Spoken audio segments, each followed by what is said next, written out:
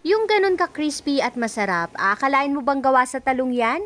Eggplant chips na perfect sa ating mga anak na mahirap pakainin ng gulay. Unahin na natin gawin yung butter. Isa kasi ito sa magbibigay sarap sa ating eggplant chips. Sa isang mixing bowl, maglagay tayo ng 1/2 cup ng all-purpose flour, black pepper, garlic powder, salt at 2 itlog. I-mix natin ito bago tayo maglagay dito ng tubig. At sa paglalagay ng tubig, dahan-dahan lang sa paglalagay, hindi kasi ito pwedeng masobrahan at hindi rin naman pwedeng maging kulang.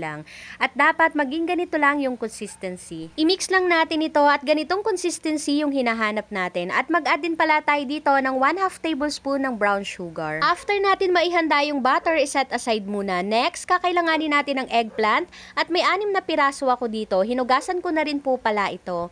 Bali, hiwain lang natin ito ng maninipis.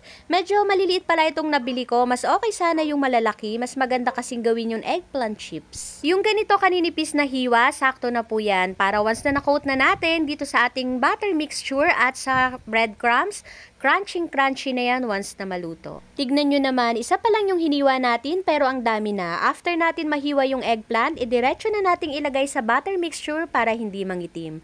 At yung complete recipe po ng ating niluluto ay nasa dulo ng aking video. And shoutout po pala kay Ma'am Catalina Cadiz from Trece Martires, Cavite. Hello po sa inyo ma'am and thank you so much po. And after natin ma-coat lahat sa butter mix, i-coat naman na natin sa breadcrumbs para maging crispy. Then ipiprito na natin ito hanggang sa maging golden brown. Paisa-isa lang po natin ilagay sa kawali para hindi magdikit-dikit. At tignan nyo naman yung ating nagawa. Itsura pa lang, halatang crispy na. At hindi lang basta crispy yan, legit na masarap. At para naman sa sausawan, pwede kayong gumamit dito ng sweet chili sauce or ketchup. Gusto mo rin ba? Tara, kain tayo. Hello everyone! For today's video, gumawa naman ako ng crispy eggplant. Ito ay para sa mga may anak na katulad ko na mahirap pakainin ng gulay. Nako, ito na yung sagot para sa atin.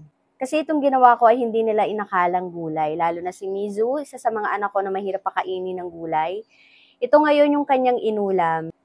At itong recipe na to ay sakto para sa mga kinukulang na sa budget para sa kanilang ulam. Yung 6 na piraso ng talong ang dami ng magagawa. Nauna na palang kumain yung mga anak ko at inulam nila ito. Pwedeng pang-ulam, pwede rin naman napapaki nila. Ang maganda dito kasi nga ay gulay.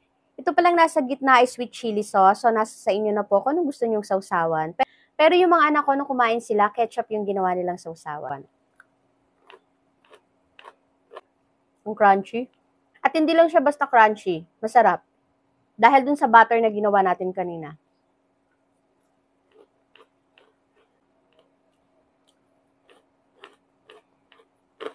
So, para kang kumakain dito ng potato chips dahil ito ay eggplant chips.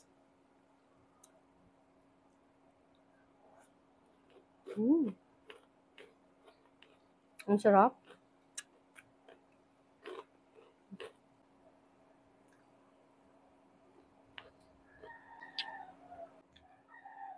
So, pwede itong pangmerienda ng ating mga anak. Pwede rin naman na pang-ulam. At promise, hindi mo malalasahan na gawa to sa talong.